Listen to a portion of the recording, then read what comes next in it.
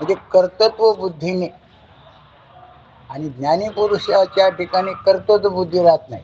ते असं झालं मला सुख होईल तर झालं म्हणून त्याचं ते फक्त रूढ ठरल्यापर्यंत कसा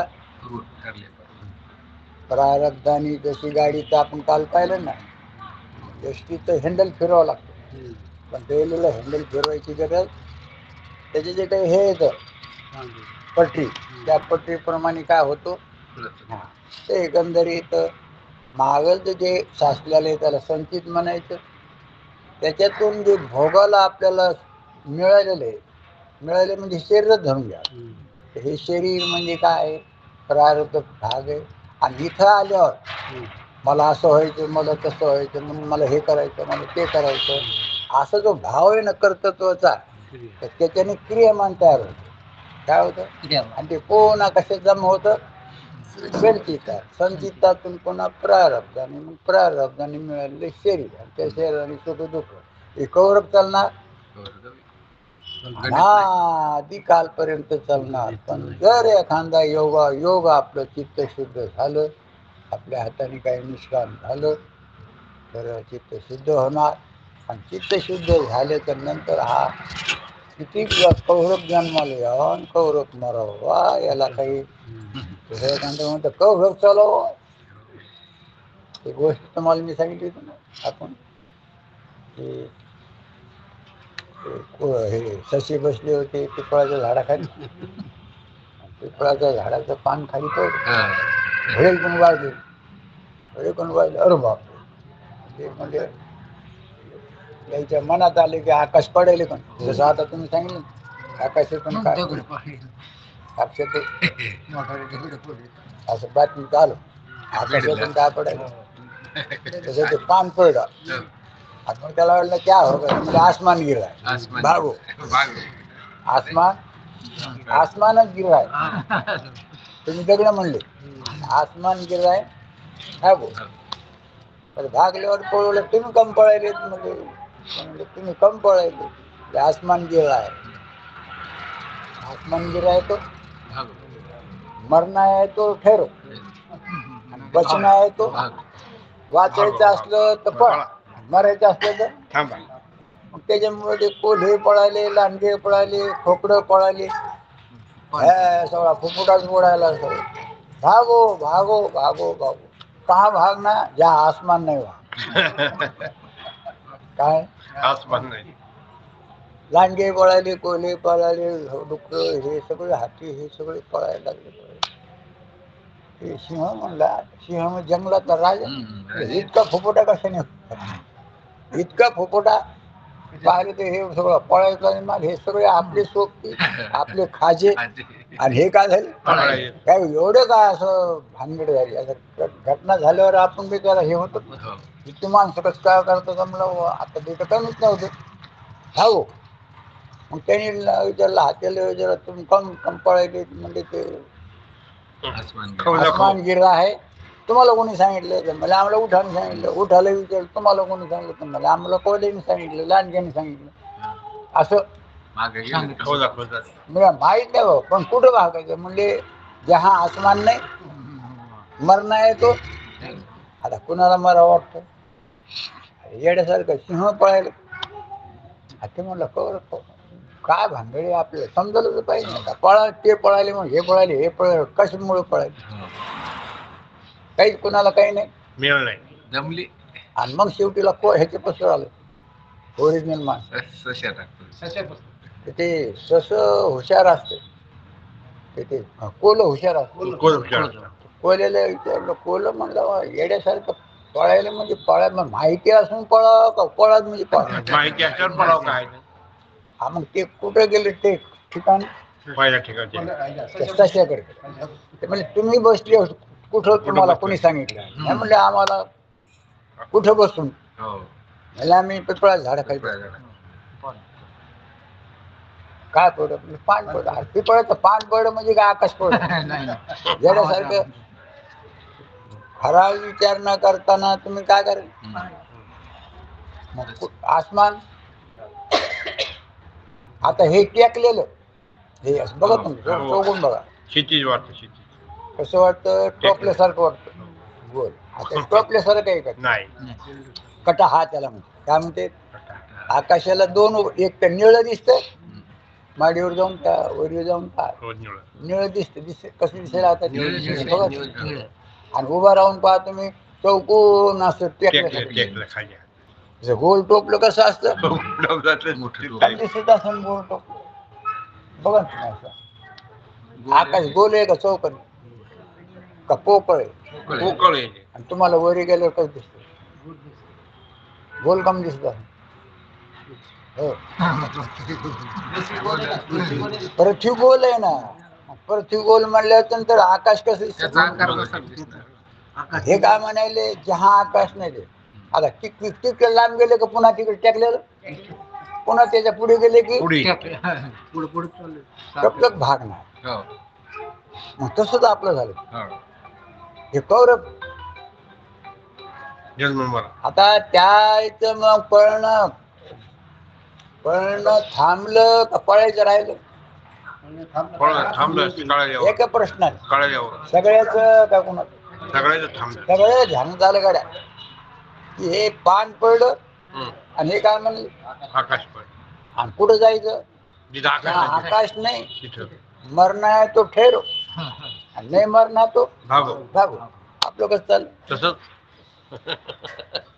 हे झाल्यावर कालच आपला विषय झाला. कुठे सुखाचा मेळ नाही. हो, सुखाचा मेळ सगळ्याला काय पाहिजे? पण नेमकं कुठे? सुखाचं काय लक्षण आहे त्याचा अजून काही डोळ्याने दिसत नाही, कानाने ऐकू येत नाही. सुख हा शब्द ऐकू येतो का? सुख ऐकू नाही, शब्द ऐकू.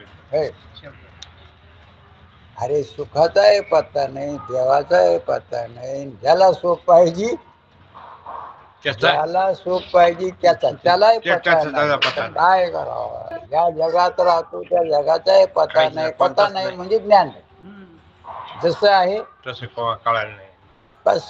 आणि ती सोय करून घेण्याची फक्त आणि ती सत्संगतीमध्ये सत्शास्त्रातून लक्षात येते. बाकीचे मग त्यांनी काय केलं? तुम्ही जशा अंदाजे बांधले तसे त्यांनी सुद्धा काय केलं? त्यांनी सुद्धा मोक्षाचे आपल्या आपल्या परीने आणि त्या मोक्षाचं साधन आपल्या आपल्या सगळ्यांनी साधन वापरले. सगळ्यांनी वेदांतांनी सुद्धा खूप सुंदर विषय लक्षात आला नाही. पण आणि महत्वाचा एक काल विषय झाला की ज्ञानी पुरुषाचं शरीर त्याच्याबद्दल झालं होतं ना. ज्ञानी पुरुषाचं शरीर कसं सुटतं, अज्ञानाचं शरीर कसं सुटतं? अज्ञानाचं शरीर वासना ठेवून सुटतं. काय होतं? वासना. माझ्या समोर पोराला लेकरू झालं असतं बरंच झालं असतं. कशात वासना? ये तू लेकरू हो, नाही तर त्याला सांभाळायला कुत्र हो. पण बरेच कुत्रे लेकराला सांभाळते, लेकरापाशी बसतीत असे. बघा तुम्ही अजून सुद्धा काही दुसऱ्याचं कोणी आलं तर त्याला हात लावतो. हा, आणि त्याच्याकडे मस्त पाहत राहते. आलं तेच कोणाला सांभाळायला. त्याच्या पोटाला यावं तर त्याने ऑपरेशन केलं. पोटाला येता येत नाही यावं तर अर्जुनला गमती चांगले कुत्रे होऊन आलं ते. आणि त्याचं ते बरंच त्रास करू लागलं त्याच्या पोर. आता याची वासना त्या घरामध्ये नवीन घर बांधलेलं आहे, तिथं हौस राहिली पेटायची. ह्या गादीवर लावायची, त्या गादीवर लावायची, छतावर जायची. कशासाठी बांधलं होतं? राहण्यासाठी, लोकांना दाखवण्यासाठी. चला आमचं घर पाहायला या ना, आमच्या घरी चहा प्यायला येतच नाही. झोपडा असल्यावर म्हणतं का? नाही. मग ते सगळ्याला निमंत्रण दिलं होतं, सगळे येणार होते, स्वयंपाक चालू होता. त्याला वाटलं आता माझंच घर आहे ना, वरच राहतं, माझंच चाललं, माझ्या करताच खीर केली. ते बस डुलत घरात चाललं. आणि आपल्या घरात चालल्यासारखं आता घरात चालले तर कुत्र तर नीटच चालले घरात. त्यांनी कुठं बसाव, बाहेर दारात बसाव. हे कुठं चालले, घरात चाललं. आणि त्यांनी तोंड घातलं त्या खिरी. तिला वाटलं माझ्या आश्रयासाठी केली. हो. आणि हे कोण होत, नाही ओळखायला. माझा तिने लाकडं जवळ घातलं तिच्या पाठीमध्ये. क्वाय क्वाय क्वाय क्वाय करीत ते सगळं पोळालं होतं. ते कनेरीचे झाड होतं, ते आळ होतं, पाणी त्याच्यामध्ये. थंड झालं. त्याच्याकडे बघायला नातून खेळायला, हे खेळायला, पण याला आता प्रवेश नाही ना, बोलतेच नाही. कारण ड्रेस बदलला ना. पण राहिलं ते पण अहो, साधारण तुम्ही सुद्धा ड्रेस बदलून गेले तर घरचे ओळखू शकत नाही तुम्हाला. तुम्हाला तर नाही, पण नुसता ड्रेस बदलला तर दुसरे घालून गेले ना, कोण आलं बघ दुसरं. हा, मालक तर काही, कारण मालकाला कोणता म्हणून वासना ठेवून फेरी सुटलं, जन्म घेणे लागे. आणि ज्याला वासना ठेवायचं काम नाही, त्याच्यासाठी वासना ठेवायची होती ते सुख. बरोबर ना, विचारा, सुख म्हणजे काय, सुख नाही का, सुखी झालं वाटत नाही का. सुख म्हणजे काय, सुख म्हणजे काय, ज्ञान म्हणजे काय, असणं म्हणजे काय, ह्या सगळ्याचा उकल फक्त मानव देहामध्ये, संत संगतीमध्ये, वेदांत शास्त्रातून, उपनिषद, गीता, महाभारत, सगळ्या मध्ये याचा काय केलं नाही. फक्त एवढे सांगणाराच्या मुखातून आपल्याला व्यवस्थित ऐकायला शिकलं पाहिजे. अनुभवाचं म्हणजे मग ते ऐकणाऱ्याला बी कळत आणि सांगणाऱ्याला तर कळलेलंच. म्हणून तर त्याला श्रोत्रिय ब्रह्मनिष्ठ कृपाळू सांगणाऱ्याला नाव दिलं. सांगणारे म्हणजे गुरु. त्यांना कोणतं दिलं, श्रोत्रिय म्हणजे सगळ्या शास्त्रात पारंगत, ब्रह्मनिष्ठ म्हणजे स्वतःच्या अनुभवाने, आणि सांगण्याची खूप तळमळ. जसं लेकराला सांभाळण्याची आई शिवाय दुसरी तळमळ नाही. रोजाने लावू द्या, ते रोजापुरतच का तळमळ, आणि आई तळमळ रोजानी का तळमळ. तसं संतांना तळमळ असते, याला कवा कळ, आईची करवळायची जाती तरी लाभावी. हे वेगळंच महिमाच. आईशिवाय त्याला दुसरा उदाहरण देताच येत नाही. असं महाराजांना खूपच तळमळ सांगण्याची, पण ऐकणार पाहिजे. उगं काहीतरी नखरेल नाही पाहिजे. मग चला म्हणजे हा ओठ ओठ तिथं नाही भीडभाड. तुका म्हणजे ते गुरुजी सुद्धा तसेच होते. बापरे बाप, काय ते असे एक जण म्हणला, एक जण ते कलेक्टर ते आले त्याला वकील, त्याचे वरचे अधिकारी, आणि ते म्हणजे गुरुजी चालले झालं, आपण ते बसून जाऊ ऐकू. याला माहित होतं एकाला स्वभाव जायला काही हरकत नाही, पण ते काय बोलते ते तुम्हाला ऐकून गपचूप घ्यावं लागणार. तुमचा मोठाडपणा, ते आपला मोठाडपणा इकडच, पण तिथं जमणार नाही. पण अधिकारी माणसं होती, पण तुम्हाला चला बघा हरकत नाही. मग तिथे हे गेले, त्याला माहिती नमस्कार नमस्कार बसणार सर, कुणीकडे आले सर, तुमच्याकडे आलो, काहीतरी विचारायचं होतं. ते गुरुजी आधी त्यांना प्रश्न, तुम्ही पंचीकरण विचारसागर हे वाचलं का, ऐकलं का. त्याने म्हणजे आजच आम्ही ऐकलं नाव त्याचं, कोणाचं विद्यासागर. आणि हे कोण झाले, अधिकारी आधी. ते त्याचा परिचय सांगायचा व्यावहारिक, दुसरे घेऊन आलं हे ते म्हणले, गुरुजी म्हणले हो मला माहिती आहे. घ्यायला का माहिती आहे, घ्यायला वाटलं आमचा व्यावहारिक परिचय, घ्यायला कसं का नाही झाला, याची भेट तर आपली आताच झाली. त्यांनी सोप्या भाषेमध्ये उत्तर दिलं. म्हणजे कसं काय तुम्हाला माहिती आहे, मला माहिती आहे म्हणले, वरच्या लाता खाते, खालच्या लाता काय करते, आता ते जे वरचे ते शेप लाथा. असेल चुकल्यावर ते वरच हो, बोलते आणि हे चपराशाला काय बोलतो. ते म्हणते झाला का परिचय हो म्हण चला चला चला. आता तिथे काय खोटं बोलले का नाही. वरचा अधिकारी कोणाला आता हे जे निवडून आले कलेक्टर असलं तर त्याला बोलतोय का नाही फटाफटा का असं तुम्हाला बोलतोय हे जे का कलेक्टर. तुमच्या महाग काम डिप्टी तुमचं कलेक्टर, हे डिप्टी कलेक्टर, त्याच्यासाठी तहसीलदार तुम्हाला बोलतो. ड्युटी दिली का म्हणतात का नाही हो. आणि हे त्याचा तो राग आलेला का इकडे ते असे स्वभाव आहेत बरं का हो, आहे. तुम्ही जर एखाद्या जनावराला मारलं ना हो. त्याला राग येते दुसरं मग ते काय करते ह्याला नाही मारित नाही ते पळत जाते की ते विचार चाललेला असतं ना त्याला काय करते म्हणजे ह्याचा राग त्या ते कलेक्टर ह्याचा राग ह्याच्यावर काढते कसं झाली का मला परिचय हो बरोबर हो ते अधिकारी येते बरोबर बोलले का चूक बोलले बरोबर बोलली. हो त्यांच्या बोलण्यावर हो. पण जिज्ञासू वृत्तीने जर गेली असते तर हा काही बोललं ते गुपचूप बसले. मग काय केलं असतं ह्या लोकांना अभिमान. जसं दुकानदाराला गिराईक घालणारा आवडतो का नुसतं चांगले कपडे घालणार नाही घ्या. ते म्हणे ना काय तुम्ही घ्यायला आले का नुसतं चौकशी चौकशीला आले, हो. तुम्ही हे काही वस्तू घेतली नाही ना आम्हाला काय केलं बेजार केलं. त्याला बरं वाटत नाही बरं वाटत नाही.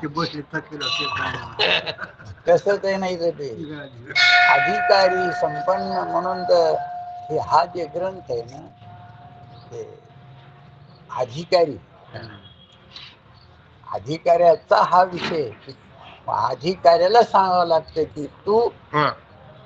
या ग्रंथाचा विषय काय तू ब्रह्म आहे तू हे अधिकारी महाराजांचे शब्द तुम्हाला सांगतो किती सोपे येत ते कोण्या ग्रंथात नाही हे ह्या ग्रंथाचा काय विषय हे अधिकारी. आणि ह्या ग्रंथ आधी करून कोणी हे दिलं पाहतं यम नियम आता आपण पाहणार यम नियम साधन हे सगळे या जन्मात किंवा त्याचं मागच्या जन्मात झाला असं असा साधन संपन्न युक्त असा अधिकारी त्या अधिकाऱ्याला हे ग्रंथाचा विषय काय हे अधिकारी तू समजल ना तू तुला काय पाहिजे ब्रह्म. तुला मोक्ष पाहिजे ना तुला काय पाहिजे मोक्ष. मोक्ष पाहिजे हे पाहिजे ना आणि ते मोक्ष म्हणजे काय आत्यंतिक दुःखाची निवृत्ती परमानंदाची तुझ्या ठिकाणी दुःख नाही हा.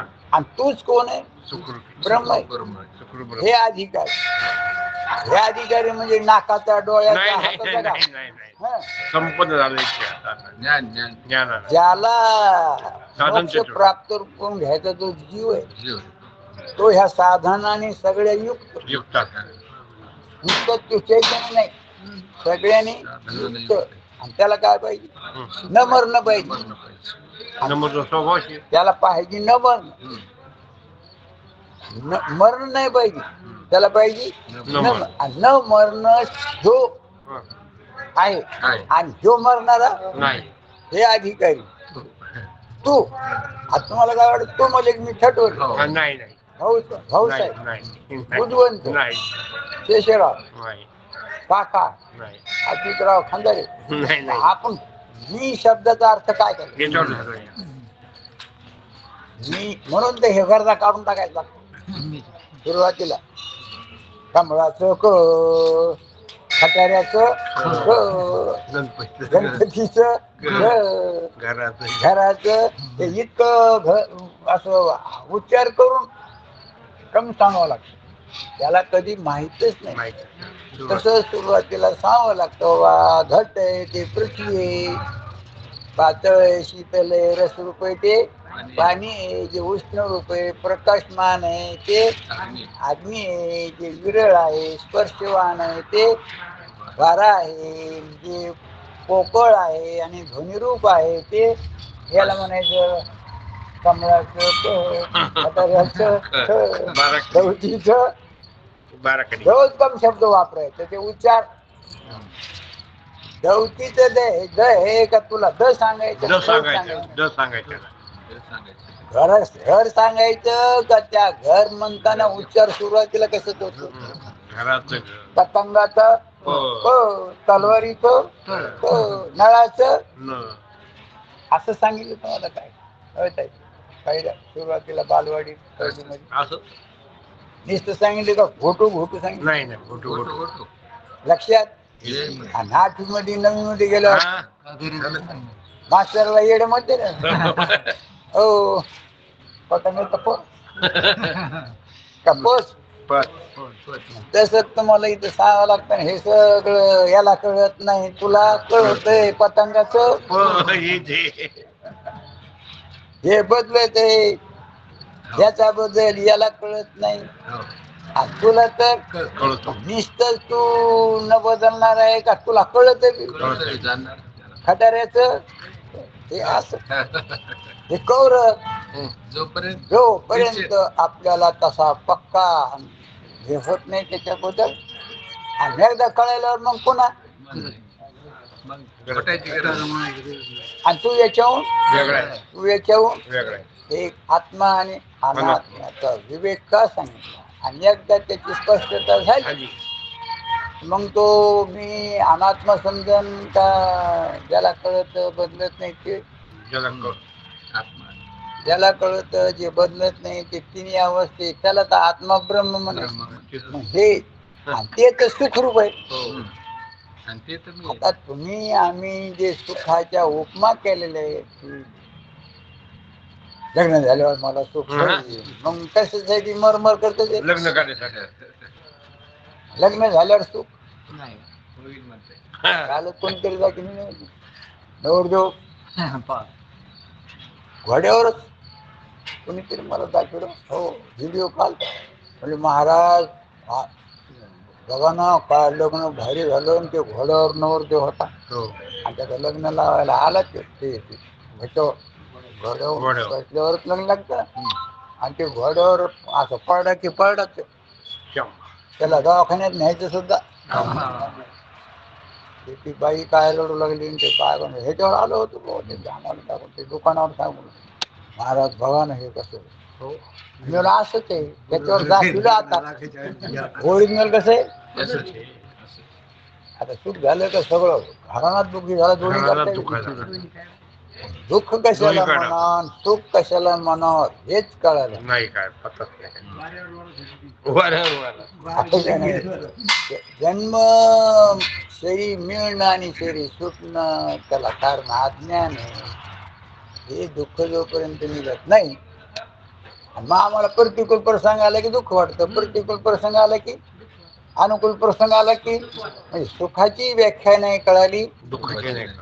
म्हणून ज्याला सुख पाहिजे ते सुख त्याचं स्वरूप.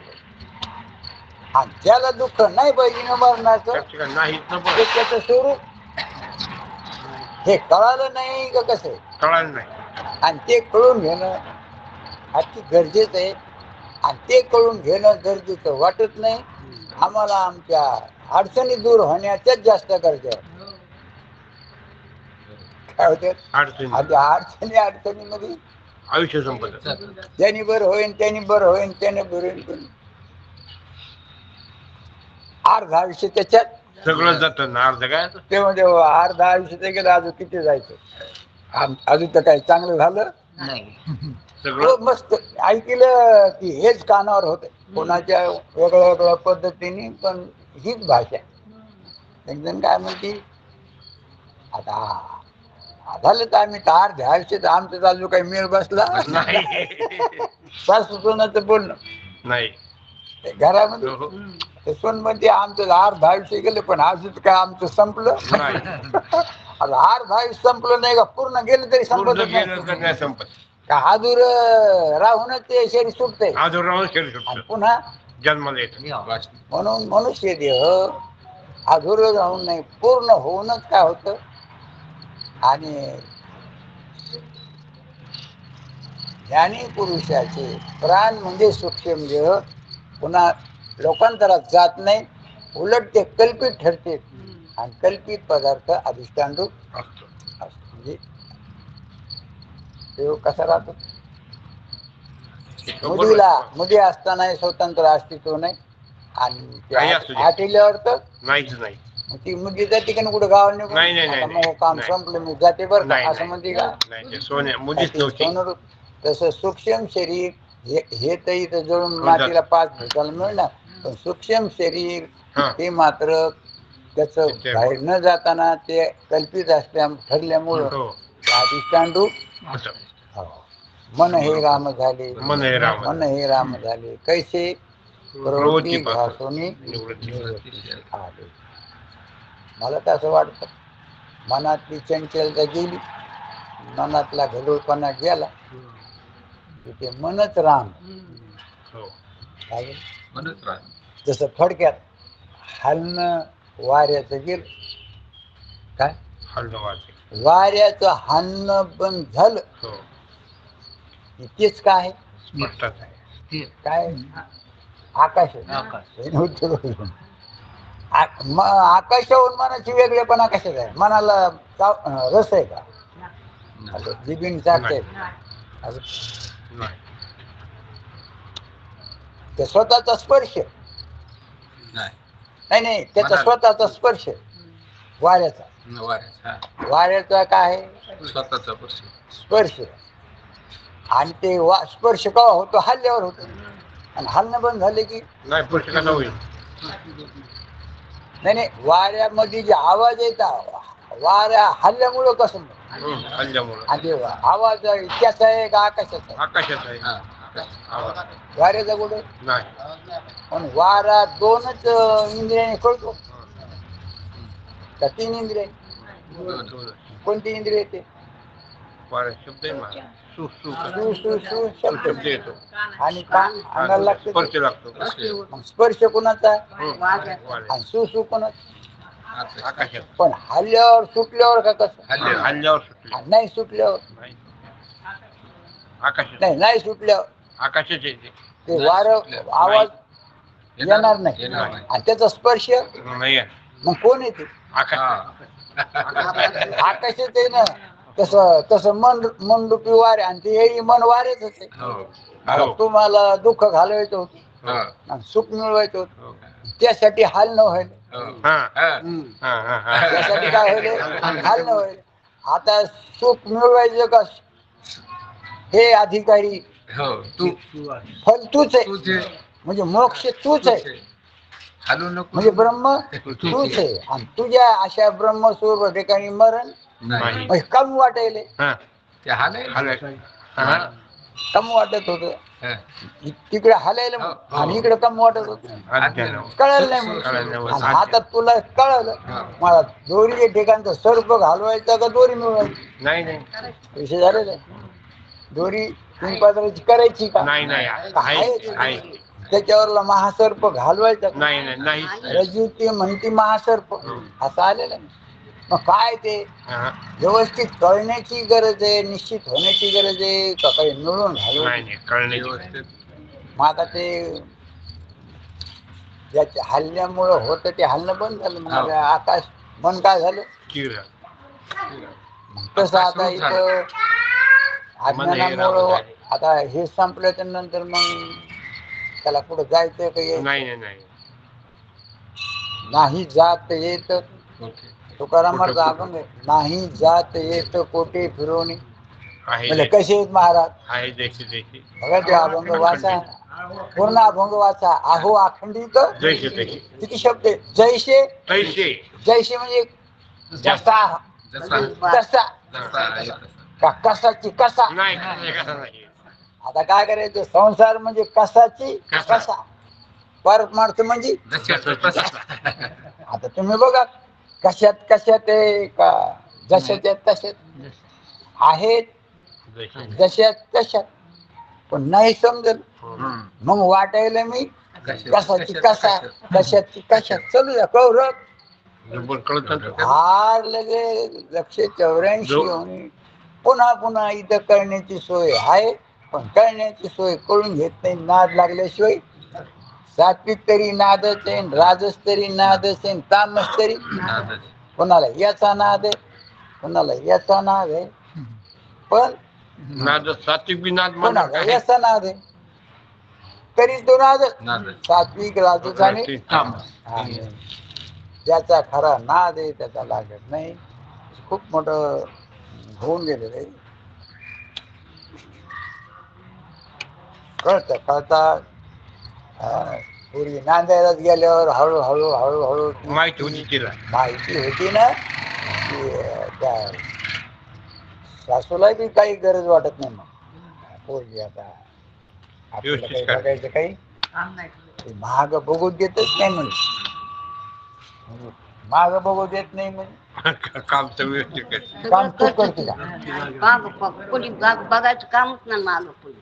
हा मागं पुढे बघायचं काम पुढे नाही महाग बघू देतच नाही.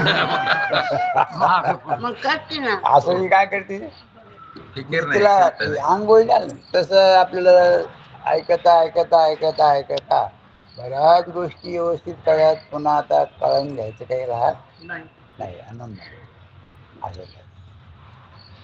म्हणून कर्मा आणि कर्माची व्यवस्थित संगती लावली त्यांनी.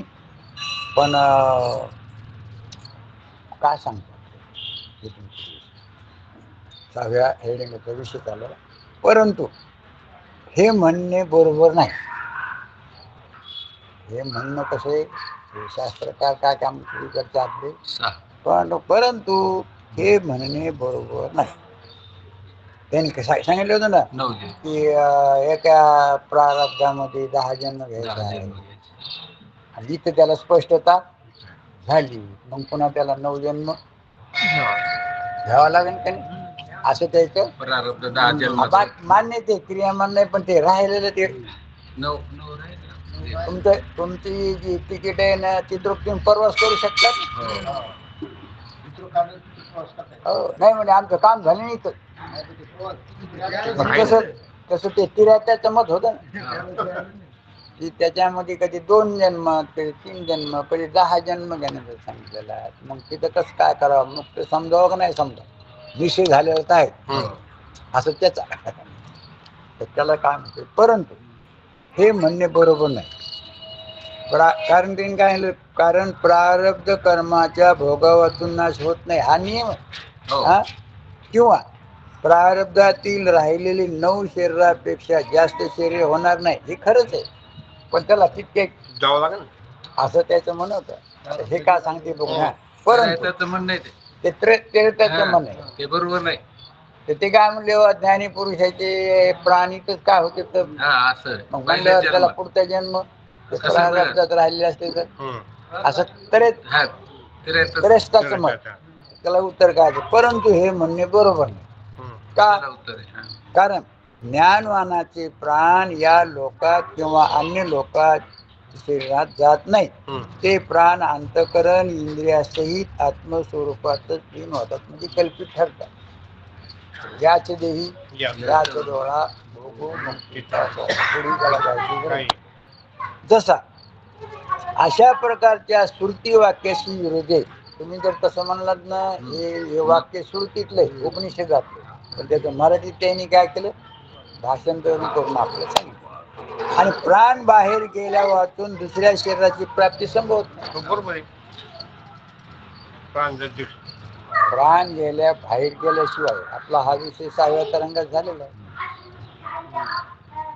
आठवतं का तुम्हाला नाही काल झाला पण ह्या 6व्या तरंगात विषय झालेला आहे ह्याच्याबद्दल.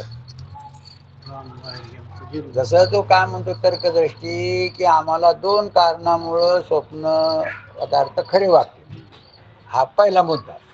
तुम्ही तर जागृती मिथ्या मांडायली आम्हाला तर स्वप्नच खरं वाटतं आणि त्या स्वप्नाचे खरे वाटण्याचे त्यांनी 2 कारण सांगितले. पण ते स्वप्नात मुख्य 2 कारण या 2 कारणामुळं स्वप्न आम्हाला खरं वाटतं. त्यांनी त्याचे 2 मुद्दे मांडले. बहुतेक ते आठवायचे नाही तुम्हाला ऐकले ते.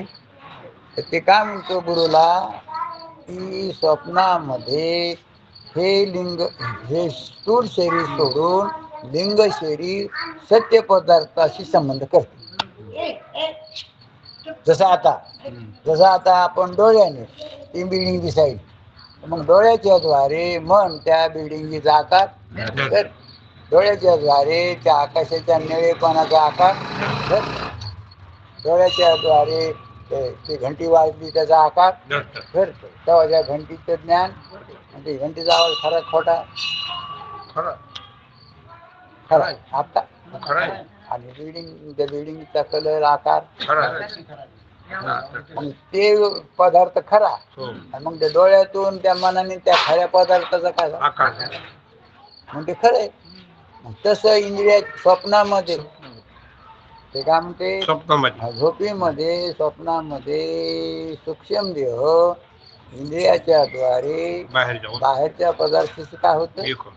हा. आकार जातो. म्हणून ते खरे. हो. आणि पुन्हा दुसरी गोष्ट सत्य ज्ञानजन्य संस्कार हो बरोबर. जागृती. स्वप्नात स्वप्नामध्ये ह्या शरीराला सोडून लिंग शरीर बाह्य पदार्थाशी संबंध करतात एक. आणि दुसरी गोष्ट स्वप्नाला जे कारण आहे हो सत्य माहित आहे. बरोबर आहे. तर ह्या जागृतीतले जे काही तुम्हाला ज्ञान झालेले हा. आणि त्याचे काय झाले? संस्कार आता तुमचं लग्न झालं त्याचे काय आहेत? संस्कार येतात. तुम्ही शाळेत गेले होते त्याचे काय आहेत? संस्कार येतात. तुम्ही पंढरपूरला वारीला गे- त्याचे काय आहेत? संस्कार आहे. सत्य आपले पदार्थ येतात. संस्कार आहेत ना. आपण गेलो होते त्याचे संस्कार आहेत. आहेत का नाही? आणि तसं मग त्या सत्य ज्ञानजन्य संस्कार हा. एक. हो. आणि दुसरी गोष्ट मग शरीराला सोडून ह्या लिंग देह. हे तर शरीरच पडेल असतं. पडेल. त्याला तर मी चारी धामाला गेलो वाटतं. हो मग ते लिंग शरीर काय होतं? ते हा. त्या सत्य पदार्थाशी एक होतं. दोन कारण त्याने सांगितलं. सांगितले होते ना. तर त्याचं एक कारण त्याने असं खोडं होतं ते इथं कोणतं? हं. लिंग शरीर जर इथून निघून जात असलं तर कार्य होईल. नाही नाही नाही प्राण येत आता आपलं नाही, नाही, ऐकून घ्या. आता आपलं मन त्या बिल्डिंगच्या आकारासारखं झालं मान्य आहे? हो मग बिल्डिंगच्या आकारासारखं झालं पण ते प्राणाच्या जोरावर गेले का कसं गेले? प्राण कशा असेल जात जोरावर नाही ना. गेले? प्राण तर इथं, हा. मग प्राण तिथे नाही का? प्राण इथे आहे. प्राण तर इथं हे आहे. कशाच्या जोरावर गेलं?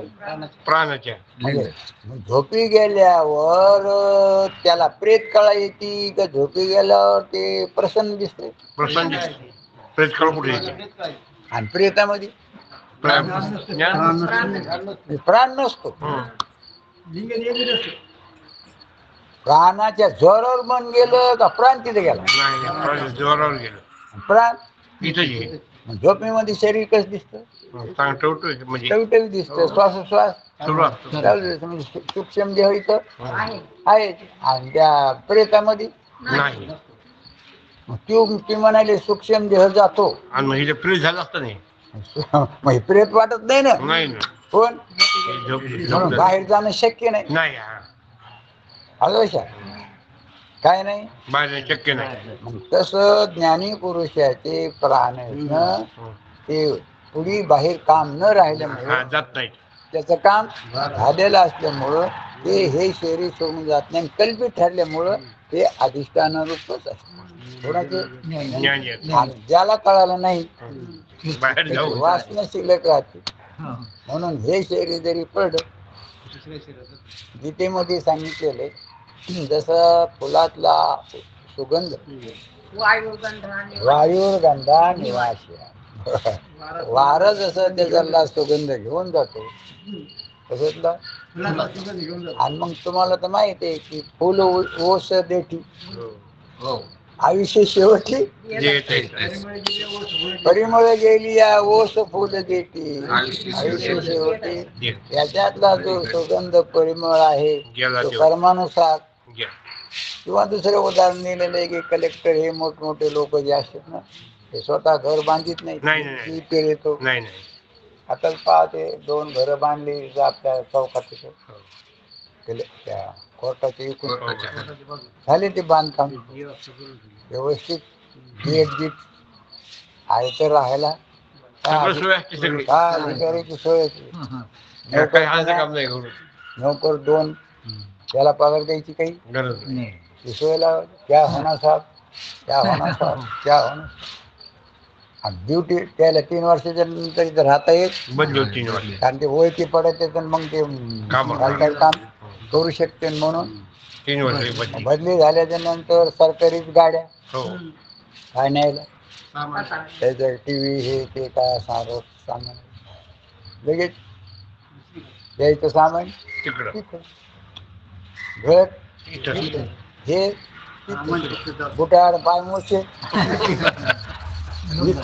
सगळं इथं. आणि हे सुद्धा इथले झाले तिथं शिकत हो कुठं त्या लगेच टीव्ही बसले म्हणून काय घरीच बसल्या बसल्या चहा पेटे हो पण घर गाव तिथले कारभार तिथले आणि हे कसं ते दक्षच्या वर्षांमध्ये हा, तो- हे घर बदललं हा, दुसऱ्या गावात. डुकराचं असू का ढोरचं असू त्याच्यामध्ये फिट फिट. लगेच कर्मानुसार पुन्हा सुरू सुख दुःखादी आणि हे तेच. गौरव जाऊ. आणि असं ज्ञान झाल्यावर हा, आता असं ज्ञान झाल्याच्या नंतर कल्पित ठरलं आता पुढचं काम काही होणार. राहिलं नाही मग ते एका शरीरामध्ये काय होईल त्याचं हा. असं तिरायचं असं ते राहतात खंड. खंडन केलं अशा प्रकारे सुरतीशी विरोध येईल आणि प्राण बाहेर गेल्या वाचून दुसऱ्या शरीराची प्राप्ती संभवत नाही. प्रारब्ध कर्माच्या भोगावातून नाश होत नाही हम्म. याच्यात वाद नाही प्रारब्ध कर्माचा भोगावातून नाश होत नाही म्हणून ज्ञान निष्फळ आहे याचे उत्तर त्याला उत्तर देतात काय म्हणलं त्याने प्रारब्ध कर्माचा भोगावातून नाश होत नाश नाही. होत नाही हे तुम्ही सांगता हो. आणि तो शिल्लक राहिलेले मग त्यासाठी त्याचं मग हो. त्याचं उत्तर संभवत नाही प्रारब्ध कर्माच्या भोगावातून नाश होत नाही म्हणून ज्ञान निष्फळ आहे असं त्यांनी सांगितलं होतं याचे उत्तर असे की अनेक शरीरे देणाऱ्या प्रारब्ध कर्मास आरंभ झाला असता प्रथम शरीरात ज्ञान होणे शक्य नाही शेवटचे शरीरातच ज्ञान होईल असते हे काय म्हणाले पहिले शरीरात ज्ञान होणार नाही. हा मग काही प्रतिबंध हा प्रतिबंध येते ना. काही ना काहीतरी त्याला काही कोणता तरी एक प्रतिबंध येऊन त्याला त्याचं शिल्लक राहील राहील. हा. आलं जा आणि शेवटचं शरीर आलं हो. की मग प्रतिबंध राहणार नाही.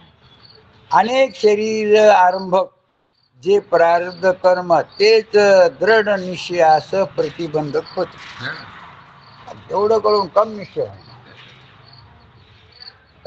काहीतरी सांगतात खरं वाटते म्हणतात ना तुम्ही सांगता ते खरं बी वाटतं हो पण पटत नाही आता काय करतो. संशय, संशय. हा संशय. काहीतरी हो. म्हणतात ना म्हणजे शिल्लक राहिलं. असं पटत सगळं खरं खरं वाटतं तरी पण हा तरी पण म्हणलं की गेलं. असं जसे उदाहरण जसे विषयासक्ती हा एक दोष आहे सगळं ऐकलो चहा पिण्याबद्दल असं होतं अनेक रोग होते बिडे पाहिजे नको बी वाटते पण चहा शब्द निघला तोंडाचा पाणी सुटलं. नाही का आता? हा? आमच्या दोघा करता तरी सुलतानपूरला सगळे झाले की चहा कडा कडा चहा हा ना चहा काय हरकत नाही हा ना दोघा करता तरी देशमुख चहा मध्ये काय बोलू लागलं. हा? देशमुख हो हो चहा नाही काय आहे? चहा पाहिजे. नगर मध्ये चहा पाहिजे आम्हाला. हो आमच्यासारखे तुम्ही बसा बसा म्हणे तुम्ही म्हणतात अगोदर चहा नको आम्हाला प्यायचं ना. कारण अनेक शरीर प्रारब्ध कोणते जसे विषयासक्ती बुद्धिमांद्यादी हा, दोष. दृढ ज्ञानास वर्तमान त्याचे प्रतिबंध बरं का वर्तमान प्रतिबंध आगामी प्रतिबंध असे ते वर्तमान म्हणजे आता इथं आगामी म्हणजे पुढचे बुद्धिमांद्यादी दृढ ज्ञानास वर्तमान प्रतिबंध आहे वर्तमान म्हणजे आता इथं तसेच अनेक शरीर आरंभक प्रारब्ध कर्म ज्ञानास प्रतिबंध आहे यास आगामी प्रतिबंध म्हणतात म्हणजे पुढे येणार आहे आणि काय म्हणतात तसेच अनेक शरीर आरंभक प्रारब्ध कर्म ज्ञानास प्रतिबंधक आहे त्यास आगामी प्रतिबंध म्हणतात आणि प्रतिबंध असूनही आता समजा प्रतिबंध असूनही सतत सर्वनादी करी तर त्यास प्रतिबंध निवृत्ती झाल्यानंतर पूर्वी केलेल्या सर्वनाधिकाच्या बलवत्तर संस्काराने अन्य जन्म ज्ञान होईल. पण ते समजा प्रतिबंध हे असताना सुद्धा जर तो ऐकतच राहिला तर मग काय होईल? त्याला पुढच्या जन्मामध्ये ते तो फळ भेटत आहे नाही. मुक्त आहे. ते संस्कार असल्यामुळे तिथं पुन्हा ऐकायची गरज नाही. अन्यतर ज्ञान होईल.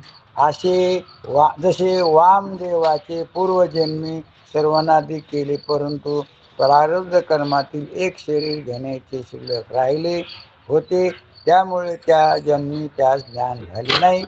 त्या शरीराचा नाश होऊन अन्य शरीर प्राप्त झाल्याबरोबर पूर्वकृत सर्व संस्काराने गर्भातच त्या ज्ञान झाले. असं काहीतरी वामदेवाला कुठं झालं ज्ञान? गर्भात कसं होईल? मागचे संस्कार पण त्याचे ते पण झालं नाही. नाच सोडायचा नाही. कोणता? सर्व श्रवण. मनन ध्यासन याच्याने जर पक्क झालं तर ते थोडी त्याला काम. ही या- कथा आम्ही सांगत नाही, ऋग्वेदात ऋग्वेद. ऋग्वेदातली कथा ही. म्हणून ज्ञान उत्तर आणि शरीराची प्राप्ती संभवत नाही. एक मत आहे, ज्ञान झाल्याचे की त्याला प्रतिबंध होईल. ज्ञान झाले. सर्वनादी साधने सर्वनादी करीत असता मृतपुत्राचे किंवा गत ऐश्वर्याचे चिंतनाने ज्ञानास प्रतिबंध होतो. त्यास भूत प्रतिबंध म्हणजे शरीर सुटताने जरी त्याला कळलं पण त्याला काय म्हणतात ज्ञान झालं सगळं. हो पुत्र मृतपुत्राचे किंवा गत ऐश्वर्याचे चिंतनाने ज्ञानास प्रतिबंध होतो. मागचं आठवत त्याला. पोरगच मेलेला आठवलं आठवलं मला. मागचं. आला आपल्याकडे एवढे पैसे होते पण काय झालं? त्याला भूत प्रतिबंध. पुढचं याचे उदाहरण ग्रस्त आश्रमातील म्हशीवर प्रेम असलेल्या ग्रस्ताने संन्यास केला तर सद्गुरूंनी सांगितलेल्या प्रणव अक्षराचे ध्यान करीत असता प्रणव जाऊन ऐवजी म्हशीचे ध्यान होऊ लागले. असं त्यांनी काय म्हणलं आणि त्याला कशाचे ध्यान? त्यास प्रतिबंध झाला. ही कथा विद्यारण स्वामींनी पंचदशी सांगितली. मला जर बघायचं तर बघा प्रमाण. गुरुजींनी सांगितलं ना, एकनाथ महाराजाकडे येऊन मला ध्यान सांगा विष्णू. ते म्हणलं विष्णूचं ध्यान केलं, मला म्हशीचे ध्यान. म्हशीचे ध्यान केलं, मग म्हशीचे ध्यान झालं. आपल्याला एकाग्र होईल. प्रसंग प्राप्त प्रतिबंधाचे वर्णन संपल्यानंतर पुन्हा राहिलेल्या, आता ते आलं ना हे प्रतिबंध, किती प्रतिबंध? भूत प्रतिबंध, वर्तमान पण आणि आगामी. हे प्रतिबंध असले तर ज्ञान होत नाही, पण वाया जात नाही. ज्ञान होत नाही का? नाही, ज्ञान नाही होत पण वाया नाही. आता आलं राहिलं पण आपल्याला प्रारब्ध करायचं ना. राहिलेल्या प्रारब्धाचा विचार सांगतो. आता प्रारब्ध सांगायचं, प्रारब्ध ठरलेलं ते. प्रारब्ध जे व्हायचे ते होणार ते होय आजी. वर्तमान शरीराची शरीर निर्वाह, त्याचं म्हणणं होतं ना की त्यांनी वर्तमान शरीराची तितक्यापुरतं त्यांनी काय करा जे लागतं ते. कोणाच्या नियमाबद्दल ज्ञानी पुरुषाबद्दल चाललं ना. वर्तमान शरीराची शरीर निर्वाहापुरतीच चेष्टा प्रारब्धाने होते, त्याच्यात काही वाद नाही. रागजन्य अधिक चेष्टा होत नाही. कुणाकडून? ज्ञानी पुरुष. हे आग होपणाचे लक्षण आहे. कोणते? आता अंग झाकणं स्वाभाविक आहे, पण कपडे घातल्यावर मी चांगला दिसला पाहिजे, भारीच असायला पाहिजे, हे म्हणणं चुकीचं आहे. म्हणून ज्ञानवानाचा व्यवहार निवृत्ती प्रधानच असला पाहिजे. जर कोणी असे म्हणे की मनाचा स्वभाव अति चंचल आहे, त्याची निरालंब स्थिती घडत नाही, काही आलंबवनाचीच मनाची स्थिती होती. मनाचा स्वभाव आहे ते कशावर तरी त्याला टिकवावं लागतं. स्वभावाचं ते टिकत नाही. कारण त्याचं कारण एकच आहे बा की कोण्या तत्वाचं आहे, वायू तत्वाचं आणि सत्व गुणाचं. म्हणून वायूचा स्वभाव कसा आहे, म्हणून मनाचा स्वभाव कसा आहे, चंचलच, निरालंब, म्हणजे काहीतरी त्याला काहीतरी लावा लागते. म्हणून मनास काहीतरी विषय देण्याकरिता ज्ञानमनाची अधिक प्रवृत्ती होईल असं कोणी म्हणेन. याचे उत्तर असे की समाधी विरहित पुरुषाचे मन चंचल असते, ही गोष्ट खरी आहे. ध्यान समाधी जर कोणी बसलं ना, जोपर्यंत ध्यानात बसलं ना तोपर्यंत मन स्थिर असतं. ध्यान संपलं की पुन्हा समाधीत बसलो ना तोपर्यंत मन असतं की पुन्हा तथापि समाधीने मनाचा विजय होतो. म्हणून पूर्वी लोक काय करायचे, आणि ज्ञानवान समाधीत असला तर त्याची शरीर निर्वाहापेक्षा अधिक प्रवृत्ती होणार नाही. म्हणून ज्ञानवानाने अधिक प्रवृत्ती करून समाधी केला पाहिजे. असं हे त्रयस्थाचं वर्णन चाललंय असं लक्षात घ्या. हे वर्णन सर्व काय झालं ना, हे त्रयस्थाचं की ज्ञानवानाचा व्यवहार कसा झाला पाहिजे. आता तुम्हाला समाधीने मन स्थिर होताना तुम्हाला समाधीच ज्ञानाचे प्रकार काही आपल्याला माहित नाही. मग तुम्हाला माहित करून सांगतात. आता जे माहित नाही ते तुम्हाला ते सांगलं ना.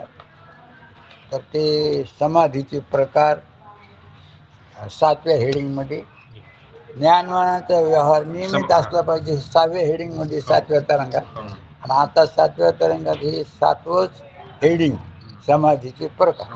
आणि नका का आपण समाधी करणं व्हाय. हा जो 7वा तरंग आहे ना, जे आपल्याला आता काही अवंतर माहित नाही. आता हे तर माहितच आहे, 5 ज्ञानेंद्रिय, 5 कर्मेंद्रिय, पंचप्राण, पुन्हा हे पंचमहाभूत झालेलं पिंडचे ब्रह्मांड, पंचीकृत, त्याला कळत नाही, मला कळत. ते अनेक हे काय झालं. पण अवांतर काही बाकी गोष्टी ज्या काही लोकांनी सांगितलेल्या त्या काही जास्त. म्हणून ते मिशेल झांजीने काय केलेले, ह्या निमित्ताने काय करा, तुम्हाला प्रसंग पडल्यावर जसा जसा प्रसंग पडला तुम्हाला मन स्थिर करायची असली समाधीचा प्रकार सांगितलं काय करा. हा, तर तुम्हाला काय होईल त्याची माहिती होईल. शास्त्र किती हे, तर 12 शास्त्रकार आहेत, आपल्याला 6 माहिती. किती येत पण ते 12 का म्हणून माहित नाही. माहिती सांगितलं नाही, जसं ते 6 शास्त्राची आपल्याला गरज नाही. त्याला काय म्हणले, हे 6 शास्त्र प्रमाणित आहेत. आणि ते 6 शास्त्र प्रमाणित म्हणजे वेद मानित नाही ते, म्हणून त्याला नास्तिक म्हणले. कोणाला वाईट नाही ते, पण ते वेदाला मानित नाही. ते नीट वागत नाहीत, नियमाने वागत नाहीत, तर वेदाला मानित नाही.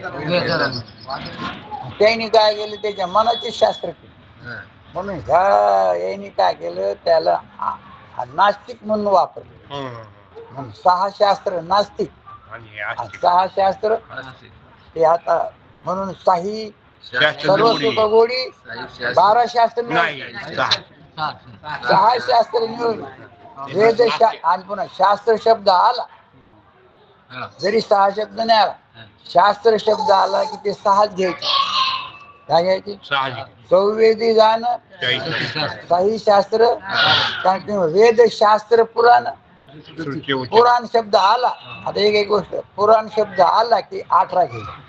किती पुराण, शास्त्र शब्द आला काय घ्यायचे, हे 6 शास्त्र. 4 म्हणले की 18 म्हणले की पुराण. असं ते ठरलेले शब्द. त्याचे 4 म्हणलं की चहुवेदी 4 वेद, 6 शास्त्र. पण इथं नुसतं वेदशास्त्रच वापरलं.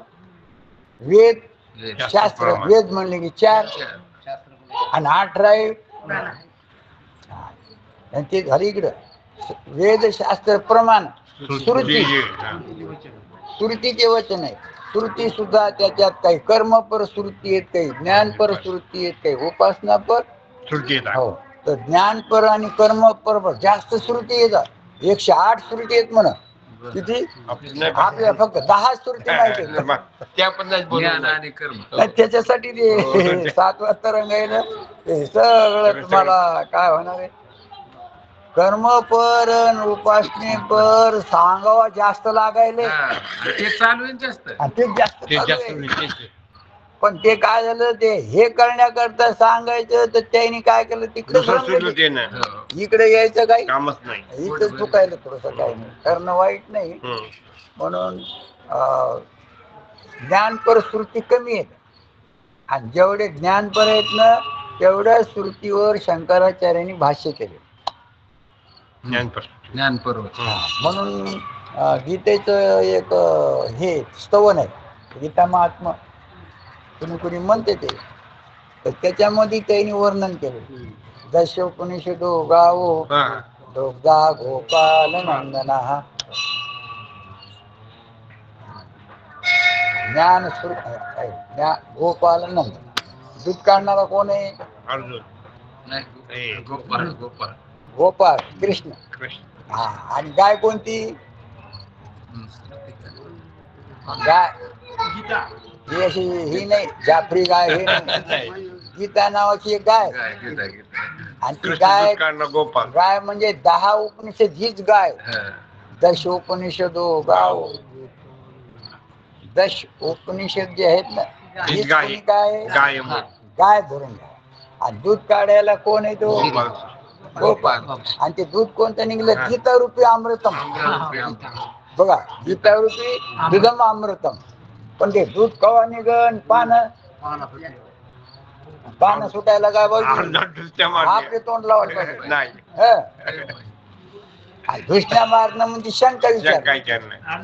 अर्जुन. हा तर वत्स पार्थ सुधीर भोक्ता. वत्स म्हणजे वासू. पार्थ आहे. भोक्ता म्हणजे प्यानारा. सुधीर म्हणजे गाईचे दूध रूपी अमृत. वत्स भोक्ता असं गीतेचं ध्यान सांगितलं.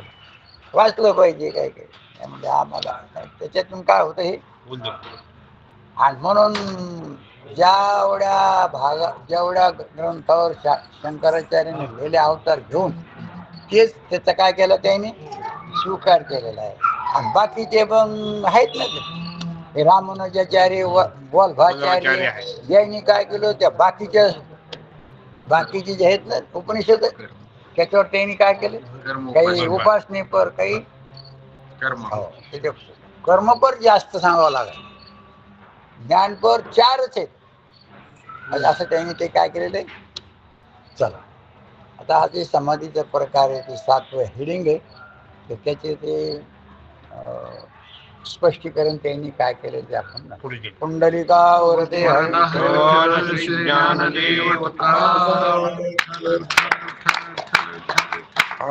विश्वात्मक